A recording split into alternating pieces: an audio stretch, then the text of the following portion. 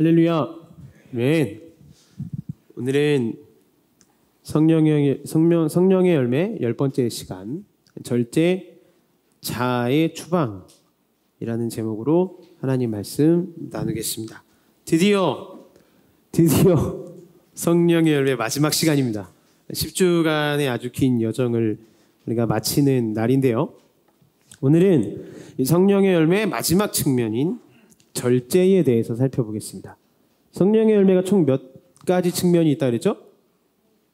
네, 9가지 측면이 있었습니다. 그래서 이제 마지막으로 9번째 측면인 절제, 자기 통제에 대해서 오늘 살펴보도록 하겠습니다. 영어로는 간단합니다. 셀프 컨트롤.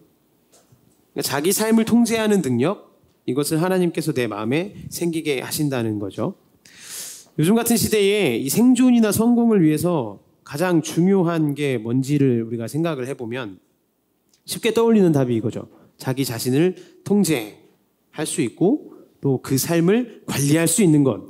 그러니까 셀프 컨트롤이 필요하다. 나를 다스려 보려는 발버둥이 여기저기서 일어나고 있죠. 제일 큰 발버둥 중에 하나가 뭘까요? 모두가 그렇지는 않을 수 있는데 저는 그렇습니다. 저는 이 잠이 저의 셀프 컨트롤의 가장 큰 발버둥 중 하나입니다. 진짜 잠이라는 게 참 통제가 안 되죠. 잠이 심하신 분들은 통제가 안 됩니다. 저희 교회도 있어요. 몇 명 유명하신 분들, 저를 비롯해서 영재 전사님이나 이렇게 몇 분 계십니다. 네. 그러니까 이런 청년들이 많아진다고 해요. 여러분들 중에는 이런 분들이 계신지 모르겠습니다. 제가 찾아본 바로는 이런 청년들이 조금씩 많아지고 있다고 해요. 내가 아침에 일어나지를 못하니까 미리 맥도날드에다가 전화를 합니다. 7시 반에 맥모닝 갖다 주세요. 그렇게 하면 되게 친절하게 요새 맥도날드 배달원들이 이걸 갖다 준대요. 아침에 이렇게 문을 두드려 준대요. 맥모닝 왔어요. 그러니까 이 청년들이 되게 많이 이용을 한다고 하더라고요. 아침잠을 잘 이기지 못하고 일어나지 못하는 청년들이 많이 이용을 한다고 해요. 일어나야 되니까. 그죠? 어떻게 해서든지 내가 남을 이용해서라도, 이 맥도날드를 이용해서라도 내가 이 잠을 통제해 보겠다. 이렇게 살고 있습니다. 여러분 도박 아시죠? 도박 하시죠 말고 도박 아시죠? 네. 군 복무할 때도 제가 이 스포츠 토토 엄청 문제였어요. 어떤 하사, 되게 저보다 나이 어린 하사 2명이 이 스포츠 토토에 빠져가지고 빚을 엄청 진 거예요. 그래서 막 군인인데도 막 빚쟁이들한테 쫓기는, 부대 퇴근 안 하길래 너 왜 이렇게 퇴근을 안 하냐고 집에 가면 빚쟁이가 와 있다는 거예요. 이 어마어마한 문제였습니다. 그때 막 부대가 뒤집어졌었어요. 그때 진짜 많은 사람들이 이 도박에서 빠져나오지를 못하고 있죠. 또 성적인 문제, 바람피는 문제, 술 문제, 여행 중독, SNS 중독, 비만, 거식증, 편식, 폭식, 이런 것들을 이렇게 통제할 수가 없냐는 겁니다. 우리 삶에 뭐가 문제냐는 거죠. 성령님이 내 안에 오시면 통제가 되는 삶, 이 절제의 삶으로 내 삶을 이끌어 가시는데, 하나님이 내 안에 만드시는 이 절제라는 성품이 어떤 특성이 있는지를 오늘 3가지로 살펴보겠습니다. 첫째로 절제의 이유, 둘째로 절제의 기쁨, 마지막으로 절제의 시작, 이렇게 3가지로 오늘 나눠서 말씀을 살펴보겠습니다. 먼저 절제의 이유인데요. 오늘 본문은 모든 절제 뒤에는 절제하는 이유가 있다는 것을 보여주고 있습니다. 25절을 보시면 이기기를 다투는 자마다 모든 일에 절제하나니 라고 말씀하고 있죠. 그러니까 절제하는 사람들이 보이냐? 그 사람들의 공통적인 특징이 뭐냐면 이기기를 다투는 사람들이다. 이게 무슨 말이냐면 뭔가를 얻고 싶어하는 사람, 절제해야 할 이유가 있는 사람들이 절제를 한다는 거예요. 절제할 수 있는 동기가 뭐냐? 절제의 이유라는 겁니다. 이유가 동기가 된다는 거예요. 우리가 보통 내 삶은 왜 이렇게 통제가 안 되지? 왜 이렇게 절제가 안 되지? 이런 생각을 할 때 스스로 다짐하고 의지력을 기르면 된다고 생각을 해요. 내가 다시 한번 다짐을 하고 내 의지력을 더 많이 길러가지고 절제해봐야겠다 생각을 합니다. 그런데 이게 잘 될까요? 이때 당시에 이 그리스 사람들도 똑같이 생각했었다는 거예요. 똑같이. 사람은 덕 있는 사람이 돼야 한다고 생각을 했는데, 이 덕이 뭐냐? 사람은 이성이 있고 감정이 있다는 거죠. 그런데 이성은 이제 선한 거고, 감정에서는 나쁜 게 막 나온다는 겁니다. 그러므로 덕이 있다는 건 뭐냐? 이성이 감정을 죽일 때, 이성이 감정을 컨트롤할 수 있을 때 이것을 보고 덕 있는 사람이라고 얘기를 한다는 거죠. 이걸 위해서 필요한 게 바로 절제다, 이렇게 생각을 한 겁니다. 이 이성이 감정을 컨트롤할 수 있는 덕 있는 사람이 되기 위해 필요한 것이 바로 절제다라고 그리스인들이 생각을 했던 거예요. 그런데 오늘 바울은 그 사람들, 그러니까 이 그리스인을 누구를 얘기하냐면 고린도 교회 사람들을 얘기하는 건데, 이 고린도 교회 사람들한테 바울은 지금 다른 얘기를 하고 있습니다. 그게 필요한 게 아니라, 그게 절제가 아니라 의지력 있는 사람이 절제하는 게 아니다. 내가 아무리 스스로 의지를 가지고 뭘 해보려고 해도 절제할 수 없다. 이성과 감정 모두 의지로 통제할 수 있는 게 아니라 분명한 목표, 분명한 이유를 깨달아야 한다라고 말하고 있는 겁니다. 그렇지 못한 사람은 절제할 수 없다고 얘기를 하는 거예요. 야, 너 담배 피지 마. 그럴 수 없다는 거예요. 피울 수밖에 없다는 거죠. 너 바람 피지 마, 너 이 나쁜 놈. 제가 요새 봄밤 드라마를 잠깐 보면서 막 욕을 합니다. 이게 말도 안 되는 내용을 막 아름답게 미화시켜가지고. 네. 바람 피지 마. 그럴 수 없다는 거예요. 몸이 그렇게 움직인다는 겁니다. 뭔가 이유가 있다면, 그 절제에 어떤 이유가 있다면 우리가 그냥 참는다고 참아지는 게 아니라는 거예요. 그러니까 우리는 수많은 절제의 다짐 속에서 넘어지는 거죠. 자기 외모에 별로 신경을 쓰지 않는 두 자매가 있었습니다. 그런데 봄이 되고 이제 여름이 다가오니까 비슷한 시기에 이 두 자매가 다이어트를 시작했어요. 주변 사람들이 눈치를 딱 챘죠. 좀 살 빠지네. 이렇게 눈치를 챘습니다. 그러면서 둘 다 약간 남자친구가 생겼나? 이런 생각을 하는 거죠. 둘 다 이 남자친구가 생겨서 열심히 다이어트를 하는데, 그럼 둘이 비슷한 결과가 나야 되잖아요. 그죠? 근데 한 명은 다이어트를 하다가 바로 그만뒀어요. 근데 한 명은 계속 열심히 다이어트를 합니다. 이게 사람들이 옆에서 볼 때 이게 의지의 문제인 줄 알았어요. 아, 쌍둥이지만, 쌍둥이가 아니라 자매지만, 자매인데 이렇게 의지가 다르구나. 한 명은 의지가 되게 강하고, 한 명은 의지 박약이구나. 이런 줄 알았어요. 근데 알고 보니까 이게 뭐냐? 교제하는 남자 중에 이제 한 명이, 자매가 몸 관리하는 걸 엄청 좋아하는 거예요. 야, 너 살 빼니까 너무 예쁘다. 운동하는 모습이 아름다워. 막 이러면서 몸 관리하는 걸 너무 좋아하는 거죠. 그러니까 계속 표현해주고, 잘한다, 칭찬해주고, 막 이렇게 하니까, 힘내라고 막 계속 얘기를 해주니까 계속해서 살을 빼는 거예요. 그런데 다른 한 명은 별로 신경 안 써요. 그냥 나는 네가 뭐 50kg가 나가든 70kg가 나가든 뭐 네가 뚱뚱해지든 나는 그냥 널 있는 그대로 받아들인다. 이렇게 얘기를 하는 거죠. 그러실 수 있죠, 형제님들? 네. 표정들이 다 이렇게 안 좋으시네요.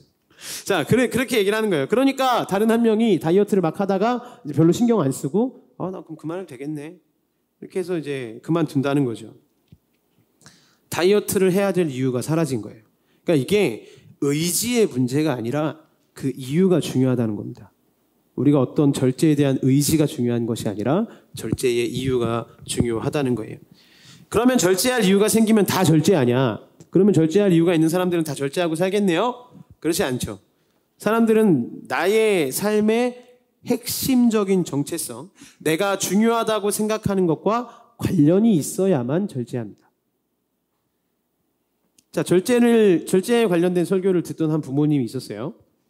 이제 공부를 안 하는 아들을 둔 부모님인데, 이 절제에 대한 설교를 듣고 이렇게 생각하는 거예요. 그렇지, 내 아들에게도 내가 절제할 이유에 대해서 알려줘야겠다. 공부하라고 말만 하지 말고 네가 이 공부에 대해서 다른 것들을, 놓는 것들을 절제해야 할 이유를 내가 잘 알려줘야겠다. 이렇게 해서 아들한테 얘기를 합니다. 아들아, 너가 요즘 공부를 안 하고 컴퓨터 게임만 하는 거 내가 안다. 내가 오늘 목사님한테 설교를 듣고 배웠는데 네가 게임을 절제해야만 하는 이유가 있어. 그게 뭐냐면 네가 좋은 대학에 가야 성공할 수 있기 때문이야. 이 이유를 알려줬어요, 아들한테. 자, 이유를 알면은 절제한다고 했죠. 절제할 이유를 알면 절제할 수 있다고 그랬습니다. 근데 이 친구가 절제를 할까요? 아, 그렇구나. 나는 좋은 대학을 가야지 성공하는구나. 절제할까요? 안 하죠. 절제 안 합니다. 그러면 의지가 없는 놈이에요? 그 컴퓨터 게임도 절제 못해? 의지가 없는 놈입니까? 그렇지 않습니다. 이 의지가 없는 게 아니에요. 어떻게 생각하는 거냐면 그 절제의 이유가 내가 컴퓨터 게임을 하지 않고 내가 좋은 대학에 가야 성공한다라고 하는 절제의 이유가 내 삶을 소중하게 내 삶을 소중하게 느끼게 만들지 못한다는 겁니다. 그것 때문에 내가 행복해지지 않는다는 거예요. 이게 전혀 매력적으로 느껴지지 않는다는 거죠. 내가 그걸 해봤자, 내가 그 절제를 해봤자 내 삶이 즐겁거나 기쁠 것 같지 않다는 거예요. 그러니까 모든 사람이 절제를 한다는 그 말은 내가 이기고 싶어 하는 게 있는데, 내가 어떤 내 삶에서 승리하고 싶은 게 있는데 이기고 싶어 하는 그것이 바로 내 삶에 소중하게 여기는 그거라는 겁니다. 내가 생각할 때 이게 바로 내 삶에 가치 있는 부분이야. 이게 바로 내 삶에 가치 있는 거야. 라고 내 삶이 설득돼 버린 그것. 그것에 사람은 절제하기 시작한다는 거죠. 그런데 우리가 실제로 사랑하는 사람들을 대하면 그것에 관심을 가져줘야 될 게 아니라 진짜 관심을 가져줘야 될 게 따로 있다는 거예요. 내가 지금 뭔가 휘둘려버린, 절제에 휘둘려버린 그것에 내가 관심을 가져주고 애정을 쏟아야 되는 게 아니라 따로 있다는 겁니다. 뭐냐면 그 사람이 강박적으로 절제하고 있는 게 뭡니까? 그 사람이 정교하게 신경 쓰고 있는 게 뭐냐는 거예요. 혹은 과도하게 몰입하거나 과도하게 중독되어 있는 게 뭔지를 바라봐야 된다는 겁니다. 이 사람이 막 먹어요. 어떤 사람이 막 뭘 먹어요. 막 먹는데 그 안에서도 굉장히 신경 쓰는 한 부분이 있다. 그러면 사랑하는 사람은 거기에 관심을 가져줘야 된다는 겁니다. 거기에 그 사람이 소중하게 생각하는 삶의 가치가 있고 그 사람의 정체성이 들어있을 수 있기 때문이죠. 이 사람은 돈에도 신경 안 쓰고 몸에도 신경 안 쓰는데 야, 우리 여행이나 어디 가자. 어디 놀러 갈까? 우리 여행 가자. 자꾸 여행 얘기를 해요. 자꾸 얘기하는 분이 있다면 이 친구가 여행을 위해서 왜 모든 그 다른 것들을 절제할까? 이것을 고민해 줘야 된다는 겁니다. 왜 여행을 위해서 그렇게 다른 돈을 절약하고 왜 이렇게 절제하지? 이것을 함께 고민해 줘야 된다는 거예요. 왜냐하면 그곳에 그 사람의 인생이 있다는 겁니다. 그곳에서 자기 인생이 소중해진다. 이것이 내 인생의 중요한 것이다. 그 마음이 그 안에 들어있다는 겁니다. 요새 블로그나 인스타 많이 하시잖아요. 에밀리 굴드라는 작가가 있어요. 블로거로도 유명하고 소설도 쓰는 그런 사람이에요. 근데 2년 동안 소설을 쓰려고 엄청 노력을 했는데도 이게 잘 안 풀립니다. 2년의 시간을 그냥 허송세월 보냈어요. 그러자 이 사람이 삶에 어떤 현상이 나타나냐. 이 블로그에 대한 중독이 일어나기 시작합니다. 이 사람의 고백입니다. 한번 잘 들어보세요. 내가 텀블러를 했고 내가 트위터를 했으며 또 끊임없이 스크롤을 내렸다. 이렇게 한다고 해서 돈 한 푼 버는 것도 아니었지만 나는 마치 일을 하는 것처럼 느껴졌다. 이런 습관을 다양한 방식으로 나 자신에게 합리화했다. 블로그를 운영하면서 내 브랜드 가치를 높이는 중이라고 합리화했고 또 블로그를 운영하는 것이 창의적인 행동이라고 합리화했다. 누군가 올린 게시글에 댓글을 다는 일을 큐레이팅이라고 하는데 큐레이팅 하는 것이며 창의적인 행동이라고 합리화했다. 이 사람이 블로그를 철저하게 관리를 하고 나는 남한테 정보를 전달해주는 사람이라고 이렇게 생각을 하면서 중독됐단 말이에요. 그런데 이 사람의 문제는 다른 데 있었다는 겁니다. 이 중독된 것이 문제가 아니라 다른 데 있었어요. 이 사람이 왜 이렇게 행동했느냐. 이게 중요한 거죠. 소설이 잘 안 써졌다는 거예요. 이 사람이 2년 동안 소설을 쓰려고 노력했는데 그 소설이 잘 안 써졌기 때문에 블로그에 빠진 거죠. 소설이 잘 안 써진다는 부분을 봐야 된다는 거예요. 그러니까 이 사람의 사랑하는 사람이었다면 그 진짜 속마음을 봐줄 수 있었다는 거지. 너 왜 이렇게 블로그를 하니? 난 사실 소설 쓰려고 소설을 잘 써야 내 인생이 가치 있다고 생각을 하는데 그게 잘 안 되는 거예요. 그 통제가 안 되니까 다른 방향으로 몰입과 중독이 나타나기 시작하는 겁니다.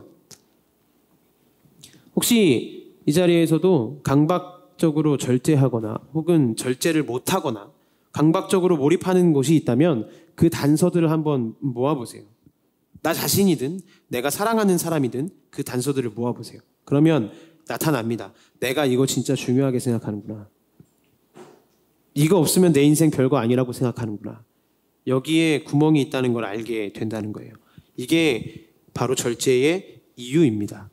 절제의 이유가 있고 그 이유가 내 삶의 정체성에 관련이 있어야 사람들은 절제를 시작하게 된다는 거죠.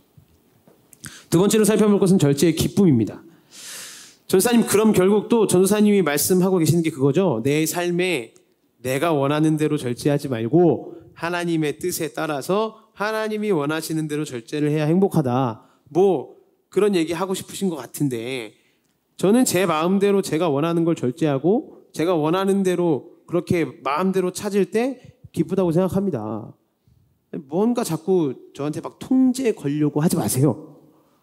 이런 생각이 우리 마음에 자꾸 든다는 거예요. 지금 여러분들의 표정이 딱 그렇습니다. 네, 오늘 뭐 다 싸우고 오셨는지 어디서. 네, 여러분들의 표정이 다 그러세요. 자, 왜 성경은 내가 판단하는 절제, 그리고 내가 스스로 인생을 통제하는 것이 문제가 되는지 이 오늘 말씀에서 잘 보여주고 있어요. 그것이 왜 문제인지. 우리의 절제, 이 두 가지를 판단해 보라는 겁니다. 첫 번째는 그게 조건인지 표현인지. 조건이냐 표현이냐 이걸 점검해야 된다는 거고, 두 번째는 부분이냐 전체냐 이걸 살펴보면 답이 딱 나온다는 거예요. 자, 첫째, 내 절제가 조건이냐 표현이냐. 본문 23절입니다. 내가 복음을 위하여 모든 것을 행함은 복음에 참여하고자 함이라. 오늘 바울이 절제하는 이유가 있어요. 바울은 절제하는 이유가 확실합니다. 복음 때문이죠. 복음이 뭐죠? 예수님께서 값없이 나를 받아주셨다는 거예요. 그러니까 나는 그 기쁨과 은혜에 대한 표현 때문에 절제를 하는 거지, 내 삶의 절제가 뭔가 하나님 앞에 가게 되는, 내가 천국에 가게 되는 그 어떤 조건이 아니라는 거예요. 내가 하나님께 사랑받기 위해서 절제를 한다? 이게 아니라는 거죠. 조건이 아니라 기쁨의 표현이어야만 절제가 내 삶을 풍성하게 할 수 있다는 거예요. 그래서 여러분 점검해 보세요. 지금 내 인생을 통제하고 있는 게 그 인생의 조건이라면 우리는 무조건 불행합니다. 그런데 그게 기쁨의 표현이라면 인생이 기쁠 거라는 말이에요. 우리가 정장을 입을 때가 있죠. 저는 이제 거의 매일 입는데 정장을 일주일에 2번 빼고 매일 정장을 입습니다. 근데 정장 언제 입죠? 듣고 계신 거죠? 네. 정장 언제 입죠? 네, 뭔가 중요하거나 예의를 차릴 때, 그렇죠? 정장을 입죠. 제가 이제 평일날 정장 입는 이유도 여러 군데 신방을 다니고 예의 있는 복장으로 여러분들을 만나려고 정장을 입는 거잖아요. 제가 목사고시를 이제 다 붙었는데 7과목을 보러 다니면 복장 규정이 있어요. 목사고시에. 되게 웃기죠. 시험인데 복장 규정이 있습니다. 복장이 뭐냐면 정장이에요. 시험 보러 갈 때 정장 입어야 됩니다. 정장 안 입으면 시험 못 봐요. 네, 진짜로 못 봅니다. 이렇게 뭐 한 번만 봐주세요 이런 거 없어요. 그래서 어떻게까지 하냐면 한켠 사무실에다가 정장을 몇 벌 걸어놓고 빌려줘요. 안 입고 있는 사람들한테. 자, 희한하죠? 왜 목사고시 이렇게 목사님들 시험 보는데 정장을 입을까요? 희한한 거죠. 의복을 절제하라는 거죠. 그죠? 그러면 이 정장은 목사고시에 붙기 위한 조건인가요? 아니면 고시위원들이 나 시험 보는 거 감독해 주는 거 너무 고마워가지고 그 예의 차리느라 입고 가는 건가요? 전자죠. 조건이죠, 조건. 내가 목사고시를 보고 시험을 붙기 위한 조건입니다. 이렇게 해야 시험 보게 해준다고 하니까 입은 거예요. 그죠? 이게 절제가 조건이 되는 삶입니다. 조금 이해가 되시나요? 반대의 경우도 한번 보죠. 똑같은 정장이에요. 근데 결혼식 갈 때도 우리 정장 입고 가죠. 그죠? 근데 왜 입죠? 뭔가 내 정장 클래스에 따라서 식권을 줄지 말지 막 이렇게 결정되나요? 아니죠. 예. 아무도 나한테 뭐라고 하지 않는데 우린 정장을 입고 가요. 막 정장 안 입고 온다고 해서 막, 야, 쟤 결혼식 오는데 정장도 안 입고 왔어? 이렇게 안 한단 말이에요. 그런데도 우리는 정장을 차려입고 갑니다. 이 상황에서의 정장의 의미는 뭘까요? 친구의 결혼에 대한 그 기쁨에 동참하는 거죠. 기쁨의 표현이라는 거예요. 그래서 내가 의복을 절제하는 거죠. 내가 편하게 추리닝 입고 막 결혼식에 가지 않는 쓰리포, 삼선 슬리퍼 찍찍 끌면서 결혼식에 가지 않는 이유는 내가 이 아름다운 일이 벌어지고 있는 그 상황 속에서 나의 아름답지 않음으로 그 상황을, 아름다움을 망치고 싶지 않은 거예요. 그래서 내가 남이 입으라고 하지 않아도 오히려 입지 않은 사람 스스로가 불편함을 느끼게 된다는 겁니다. 이게 바로 기쁨으로 내가 절제를 하는 이유예요. 그럼 바울의 말이 지금 무슨 말인가요? 내 삶을 절제하고 있는데 나는 복음 때문에 절제하는 거야. 복음의 핵심이 드러나는 말이에요. 내 삶은 이렇게 절제하고 참으면서 사는 게 하나님께 인정받는 조건이야. 이 말을 하고 있는 게 아닙니다. 그건 조건이 아니에요. 그리스도께서 나 때문에 죽으셨다. 나는 이미 하나님 앞에 인정받았고 하나님이 내 삶을 받으셨다. 그 확신과 사랑이 넘쳐서 그분이 내 안에 계시기 때문에 그 영광을 내가 아름답지 않은 것으로 오염시키고 싶지 않다는 말이에요. 그렇기 때문에 절제하는 겁니다. 그렇기 때문에 나도 자연스럽게 정장을 입는다는 거예요. 절제 잘하고 계신 분들 계시죠? 삶에서 나는 절제 잘하는 것 같아. 고생 많으십니다. 그런데 그 절제가 하나님 앞에서 혹은 사람 앞에서 내 삶이 잘 되는 조건으로 생각하고 계시다면 그 절제는 무조건 넘어질 거예요. 생각해 보세요. 화 안 내기로 했습니다. 다 2번 다시는 내가 화를 내지 않으리. 근데 화를 냈어요. 또 냈어요. 부모님께 화를 내고 내 여자친구한테 화를 내고 남자친구한테 화를 냈습니다. 실패했죠. 내 절제가 실패했습니다. 이게 도대체 뭔가 싶은 거예요. 왜냐하면 내가 옳다고 생각하는 그 삶은 화를 안 내는 삶이었죠. 내가 하나님한테 인정받으려면 화를 안 내야 돼. 이게 내 조건이었는데 화를 내는 순간 생각합니다. 내가 이 정도밖에 안 되는 놈이었나? 이것도 못 참고 화를 내는 거야. 이 정도밖에 안 되나? 죄책감이 엄청나게 몰려와요. 왜냐하면 내가 세운 기준을 내가 무조건 지켜야 되니까. 이게 내 삶의 조건이었다는 거예요. 화 안 내는 거. 음란물 안 보기로 결단했습니다. 근데 또 봤어요. 그날처럼 내 스스로가 미운 날이 없습니다. 참기로 했잖아요. 그게 내 삶의 조건이었거든요. 막 수련회 때 눈물 흘리면서 막 기도 막 하나님 나는 쓰레기입니다 막 이러면서 기도하면서 막 음란물 안 보겠습니다 이렇게 기도했는데 수련회 3일 뒤에 다시 봤어요. 그렇게 내 삶이 막 무너지는 것 같을 때가 없다는 거죠. 이게 내 삶의 조건. 그렇죠? 그런데 이 하루 만에 바뀌는 내 모습을 볼 때 이 조건으로 내 삶을 살다 보니까 우리는 계속 넘어지고 계속 내 삶이 마음에 들지 않는다는 거예요. 삶에 만족하지 못하는 거죠. 커리어도 마찬가지죠. 회사에서 점점 올라가겠다고 이제 대리가 되고 과장이 되고 근데 이 내 커리어 개발에 실패하거나 나보다 이 분야에서 더 잘하는 사람이 등장해버리면 엄청나게 화가 납니다. 그럼 내가 이렇게 절제하는 게 무슨 의미가 있지 싶어요. 내가 4시간 아껴가면서 절제해가면서 나는 내 커리어를 막 쌓았는데 이게 내 삶의 기준이라서 나는 이렇게 열심히 했는데 나보다 잘하는 놈이 등장했네.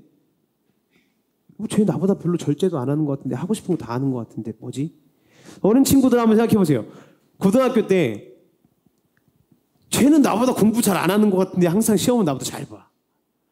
나는 이렇게 시험 공부하려고 엄청 절제하고 드라마 보고 싶은 거 다 참고 게임하고 싶은 거 다 참고 그렇게 열심히 절제하면서 공부를 했는데 쟤는 보고 싶은 거 다 보고 하고 싶은 거 다 하는 것 같은데 분명 어저께도 쟤 롤 접속해 있었는데 어떻게 저기 나보다 시험 잘 보지? 이런 상황이 오면 우리의 그 조건이 흔들리고 조건이 무너지게 될 때 내 삶도 같이 무너진다는 거예요.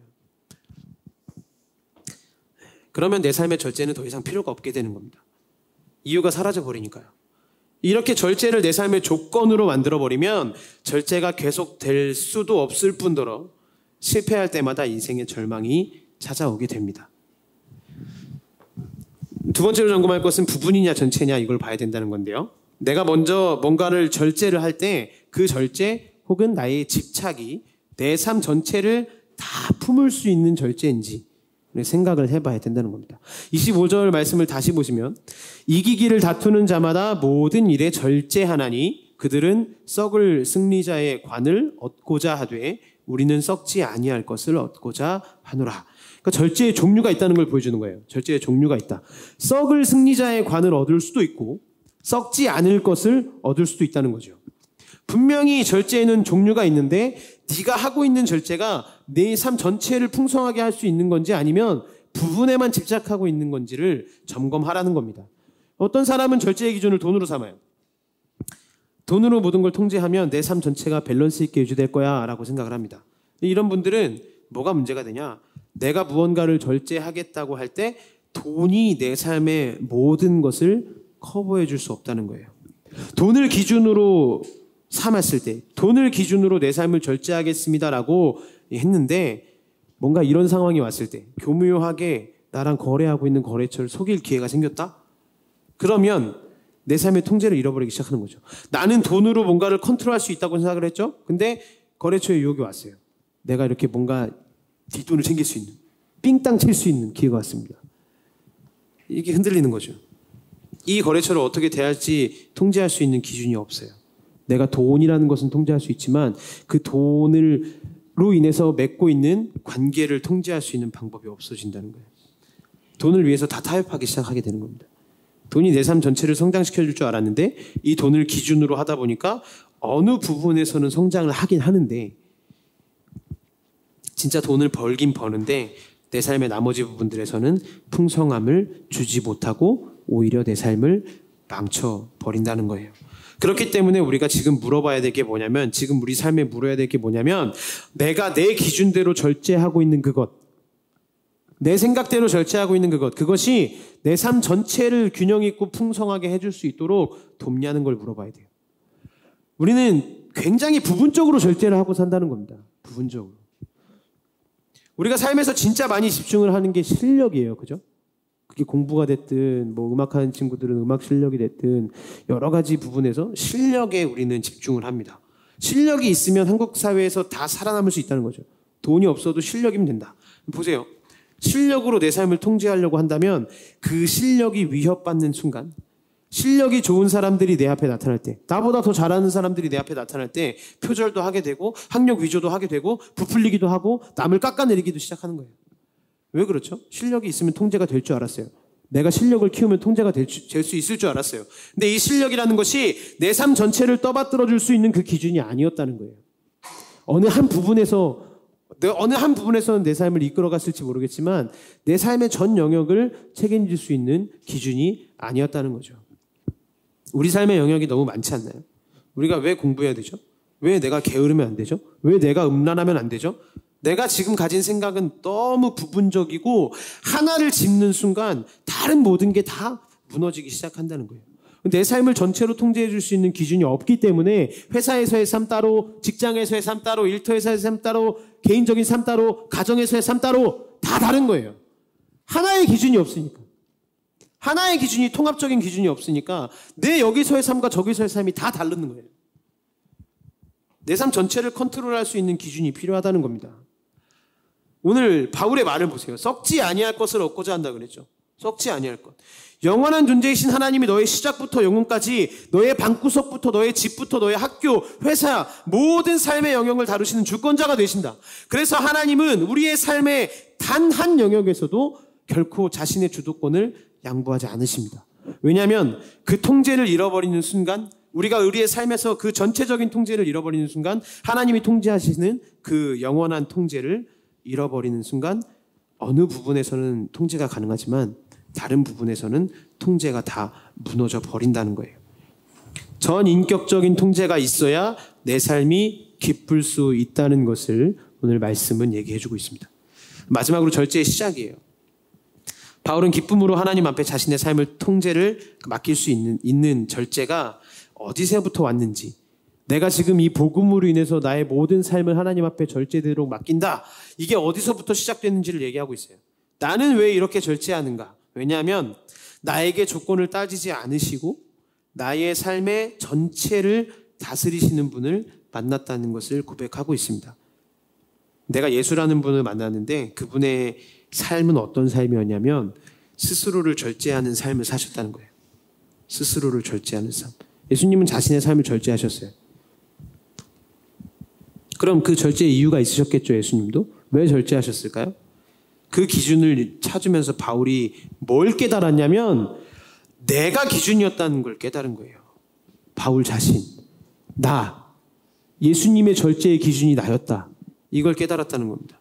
예수님은 평생 자신의 삶의 스케줄과 재정들을 관리하실 때 누구를 중심으로 관리하셨냐면 오늘 얘기하고 있는 사도 바울, 오늘 이 자리에 앉아서 얘기하고 있는 저, 오늘 여기서 말씀을 듣고 계신 여러분 한 사람 한 사람을 기준으로 삼고 그 삶을 절제하셨다는 거예요. 바울이 이걸 깨달았다는 겁니다. 우리 18절 말씀을 다 같이 읽어볼까요? 18절입니다. 시작. 그런즉 내 상이 무엇이냐? 내가 복음을 전할 때에 값없이 전하고 복음으로 말미암아 내게 있는 권리를 다 쓰지 아니하는 이것이로다. 아멘. 예수님이 절제하실 때 두 가지 특징이 있었다는 거예요. 첫째는 값없이. 예수님은 절대 내가 죗값을 치르게 하시지 않았다는 거죠. 예수님은 자신의 소유를 살 값, 예수님의 피값, 그 눈물값, 십자가를 지는 노동력, 내가 일하는 시간, 투자까지도 나를 위해서 계속 절제하셨다는 거예요. 그분의 절제의 기준이 뭐였냐?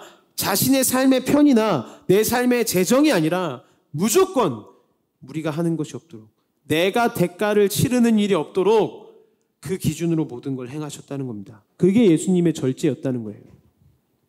두 번째 특징, 값없이 전하고 내게 있는 권리를 다시 쓰지 않았다 그랬어요. 이게 예수님의 절제였다는 거죠. 예수님은 자기 마음대로 자기 권리를 쓸 권리가 있었어요. 그죠? 예수님도 한 인격체니까 자신의 권리를 자기 마음대로 쓸 권리가 있잖아요. 그런데 그 모든 권리를 포기하시고 나를 기준으로 삼으셨습니다. 우리가 영원한 시간이 필요하다 그러면 자기가 시간 쓸 권리를 포기하신 거예요. 내가 편안하고 싶다 그러면 예수님은 자신의 편안함을 포기하셨다는 거예요. 나의 편안함을 위해서. 그분의 움직임은 온통 절제였는데 왜 이렇게 답답하게 사셨냐는 거죠. 30년밖에 못 사신 분이 뭘 이렇게 답답하게 사셨습니까? 왜 이렇게 셀프 컨트롤을 하시면서 사셨다는 거예요. 그 이유가 뭐냐? 그게 나였다는 겁니다. 우리를 사랑하시고 우리를 건지시고 우리와 다시 얘기할 수 있고 우리와 다시 교제할 수만 있다면, 우리가 하나님 앞에 다시 고개를 돌릴 수만 있다면 모든 것을 내가 절제하겠다. 그래서 예수님의 기준은 자아가 전혀 없었습니다. 자신의 자아가 없었어요. 우리라는 타인만 있었을 뿐입니다. 타자의 추방이라는 책이 있는데요, 우리의 삶은 내 삶의 이익을 위해서 모든 걸 추방하는 삶이라고 말합니다. 그러나 예수님은 어떤 삶을 사셨냐? 자아의 추방, 자아의 추방의 삶을 사셨다는 거예요. 나는 없었다는 거죠. 내 삶에 나는 없고 너만 있다. 나는 네가 나한테 돌아오기만 하면 된다. 이것으로 절제하셨다는 겁니다. 절제의 조건 아까 말씀드렸죠? 기뻐하는 거라고 말씀드렸어요. 예수님은 십자가를 지시면서 단 한 번도 원망하시지 않으셨습니다. 오히려 그 십자가를 지면서 기뻐하셨다고 말해요. 히브리서 12장 2절인데요. 믿음의 주요 온전하게 하시는 이인 예수를 바라보자. 그는 그 앞에 있는 기쁨을 위하여 십자가를 참으사 부끄러움을 개의치 아니하시더니 하나님 보좌 우편에 앉으셨느니라. 그 앞에 있는 기쁨이 뭐였나요? 십자가를 지고 가시면서, 그분의 고통의 길을 가시면서 뭐가 그렇게 지금 예수님이 기쁘세요? 이게 답입니다. 네 얼굴 다시 보는 거. 네가 날 향해서 그 얼굴을 돌리는 거. 네가 나한테 돌아오는 거. 우리가 다시 하나님 안에서 얘기할 수 있는 거. 그걸 위해서, 그렇기 때문에 이 십자가 나한테 별거 아니었어. 예수님이 그 정도로 그 기쁨이 크셨다는 거예요. 우리랑 다시 만나는 그 기쁨이. 그러니까 하나님은 우리에게 이렇게 말씀하시는 거예요. 야, 내 사랑이 보이니? 나 좀 오해하지 말아줘. 내가 너한테 잘못된 것들을 억압해가지고 네가 원하는 것들을 못하게 만드는 그런 하나님이 아니야. 네가 하고 싶은 거 있는데 말씀 때문에 내가 못한다. 난 이렇게 너를 억압하는 하나님이 아니라고. 그러니까 나한테 얼굴을 좀 돌려줘. 나는 그런 존재 아니다. 나는 네 주인인데 누구를 위한 네 주인이냐면 너를 위한 존재야. 나를 위해서 너의 주인이 되는 게 아니라 너를 위해서 너의 주인이 되는 거야. 계속 설득하셨다는 거예요. 이게 예수님의 사랑이고 그분을 볼 때 우리의 모든 절제가 시작된다는 겁니다. 예수님이 나를 위해서 온전히 절제하셨다는 것을 믿으면 이제 내 삶의 절제는 조건이 아니라 기쁨이 돼요. 내 삶의 전체적인 부분에서 통제되기 시작합니다. 쉽게 이렇게 생각하는 거예요. 내 삶 전체가 결혼식인 거예요. 그분이 모든 것을 절제하셨고 하나님이라는 존재가 내 삶을 아시고 내 삶 전체를 다스리기 위해서 오셨다면 내 더러운 방구석에서도 그 주님이 나를 지배하신다는 거예요. 내가 맨날 똑같은 클릭질이라는 회사에 있어도, 내가 골목 구석구석을 누비면서 술을 마시고 친구들이랑 놀고 돌아다닐 때에도 하나님은 내가 주인이다. 내 통제를 받아야 너가 풍성할 수 있다. 계속 말씀하신다는 거예요. 그러니까 방구석에서도 우리가 함부로 있을 수가 없는 겁니다.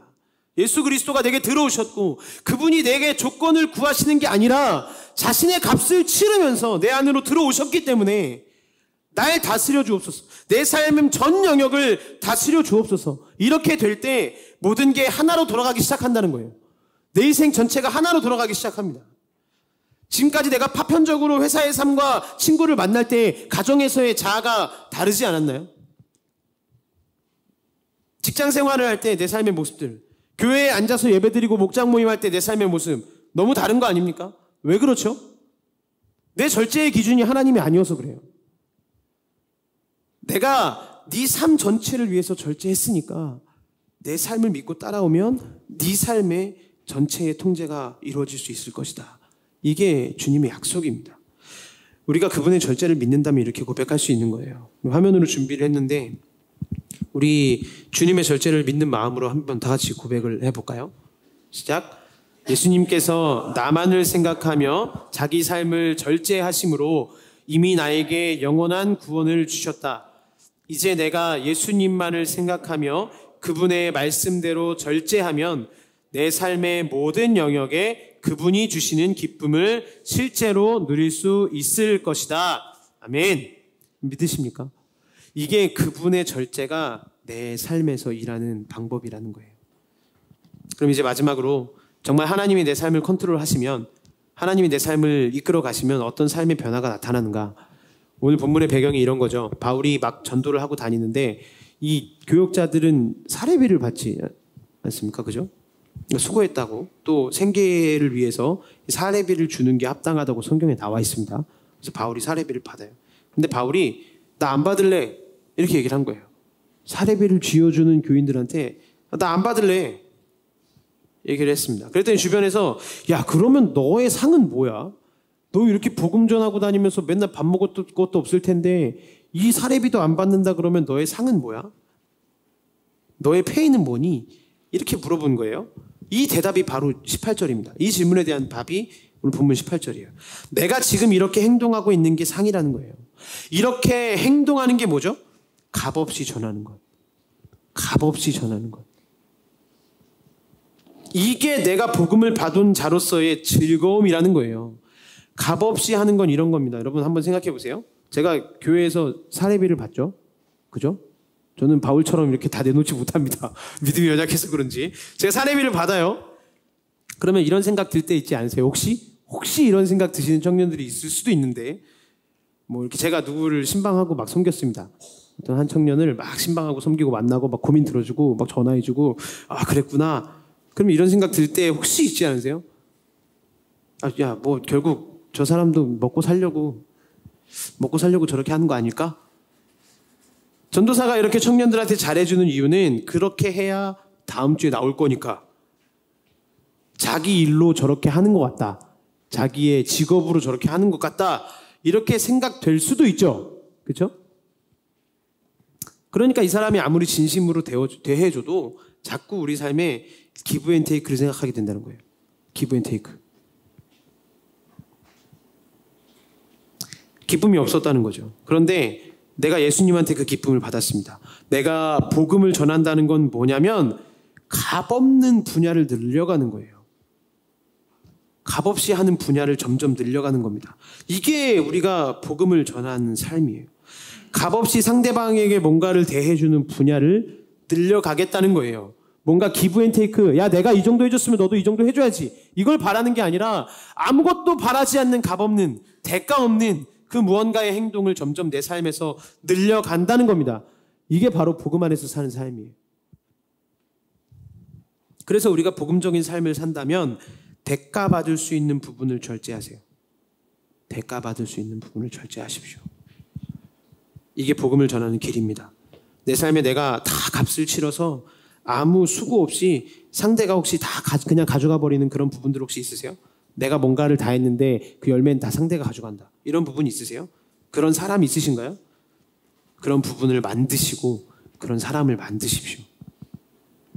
그게 우리가 복음을 전하는 삶의 원리입니다. 말씀을 정리합니다. 오늘 삶의 자리에서 느끼는 어떤 많은 중동이나 집착이나 고난과 염려로 삶의 통제를 잃어버리신 분이 있다면 기억하십시오. 내가 어떤 조건을 지켜서 하려고 하면, 내가 어떤 조건에 의해서 하려고 하면 더 통제되지 않습니다. 그리고 나의 지식으로 내가 원하는 대로 통제하면 부분적으로 통제할 수밖에 없어요. 조건 없이 나에게 다가오신 그분께 내 삶의 모든 통제를 이양하시고 그분을 의지함으로 삶의 전 영역이 통제되어가는 놀라운 일을 경험하는 삶이 되시기를 주님의 이름으로 축복합니다. 함께 찬양하겠습니다.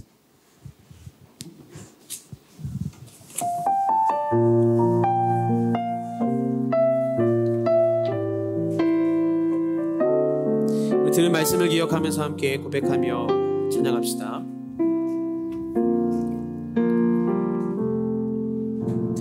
둘러봐도 보이지 않고 막혀버린 삶의 현실들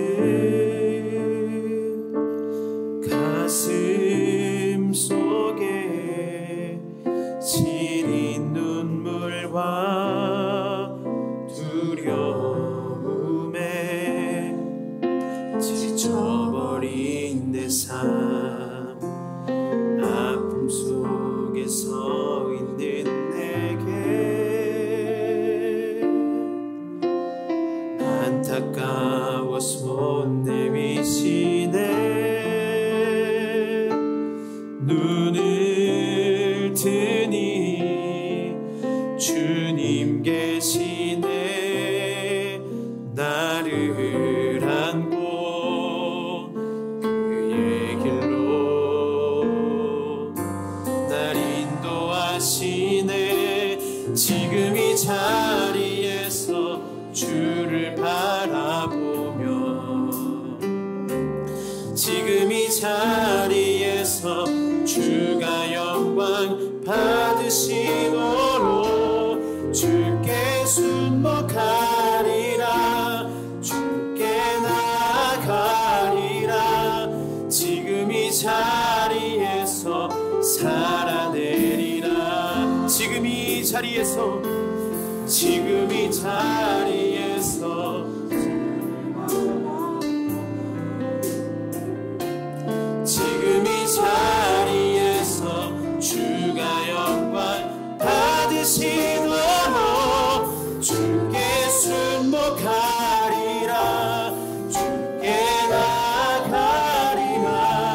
지금 이 자리에서 살아내리라.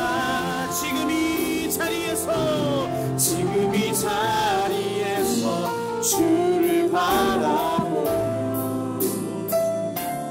지금 이 자리에서 주가 영광 받으시도록 주께 순복하리라. 주께 나아가리라. 지금 이 자리에서 살아내리라. 지금 이 자리에서 주를 바라보며 지금 이 자리에서 주가 영광 받으시도록 주께 순복하리라. 주께 나아가리라. 지금 이 자리에서 살아내리라.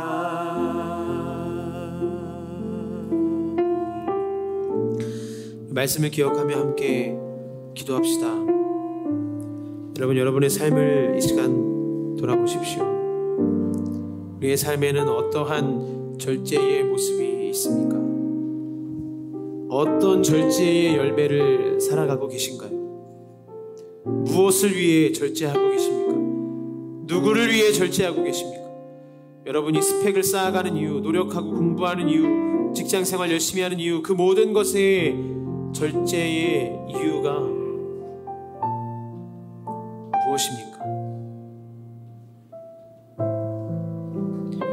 우리의 절제의 이유는 하나님이 돼야 마땅한데, 주님을 향한 기쁨의 표현이 되어야 마땅한데, 우리의 절제는 하나님을 향한 기쁨이 아니라 하나님을 향한 원망이 되어가고 있진 않나요? 뭔가 말씀에서 이렇게 하지 말라고 하니까 전사님 설교 시간에 이렇게 하지 말라고 하니까, 누군가 교회 다니는 사람이 와서 이런 부분 바꾸라고 얘기하니까, 그렇게 해야 내가 하나님 앞에 기쁨을 드릴 수가 있고, 그렇게 해야 하나님이 나를 예뻐하실 수가 있고, 그렇게 해야 하나님이 나를 사랑해 주실 수가 있다. 이렇게 조건으로 절제를 달아놓고, 그렇게 억지로 뭔가를 해나가면서, 억지로 절제해 나가면서 오히려 더 힘들고 지치고 피곤해지는 거 아닌가요? 여러분, 우리가 절제해야 할 이유는 그 어떠한 조건이 아닙니다. 우리가 그렇게 절제하지 않아도 하나님께 사랑받을 수 있어요. 우리가 그렇게 절제하지 못한다고 해서 지옥불에 떨어지는 게 아닙니다. 그렇게 절제하지 않는다고 해서 하나님이 우리를 버려버리시는 게 아니라고요. 그런데 우리는 왜 절제해야 하냐? 주님이 우리를 그렇게 사랑하셨기 때문에, 예수 그리스도가 우리를 그렇게 사랑하셨기 때문에 그 절제를 보이시면서, 그 기준이 자신이 아니라 자신의 평안이나 자신의 편안함이나 자신의 재정이나 자신의 삶의 어떤 좋은 것들을 위해서 절제하신 게 아니라 자신이 사랑하신 나를 위해서, 세상의 어떠한 것으로 표현할 수 없는 그 사랑의 대상인 나를 위해서 그렇게 절제하며 사셨기 때문에 우리도 그 기쁨의 감격을 가지고 절제하는 겁니다. 이게 절제의 열매를 맺으며 살아가는 삶이에요. 여러분, 삶에서 절제의 열매를 맺고 계신가요? 아니면 이 절제가 내 삶을 자꾸만 무겁게 하고 지치게 하고 힘들게 하고 믿음으로부터 떠나버리게 하는 구속이 되어버리진 않았나요? 여러분, 이 시간 절제의 정립을 다시 하십시오. 여러분 삶에 확실한 절제의 열매를 정립하십시오. 절제는 기쁨의 표현입니다. 예수 그리스도께서 우리를 사랑해 주셨기 때문에, 나를 모든 죄악 가운데에서 구원해 주셨기 때문에 그 사랑의 감격한 기쁨의 표현이 절제입니다.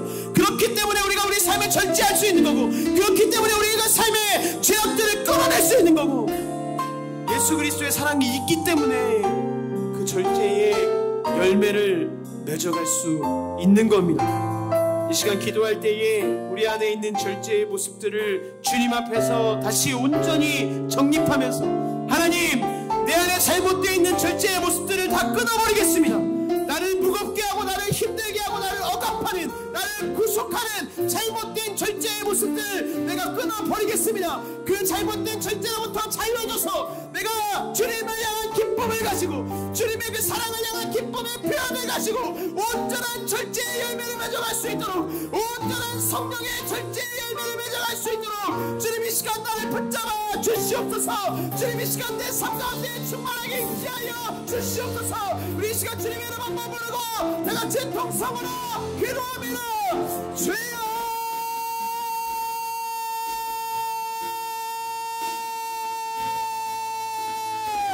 아버지, 이 시간 간절한 마음으로 기도합니다. 하나님, 내 삶을 돌아보며 하나님 내 삶 가운데 잘못된 절제의 모습을 온전히 주님 앞에 내려놓습니다.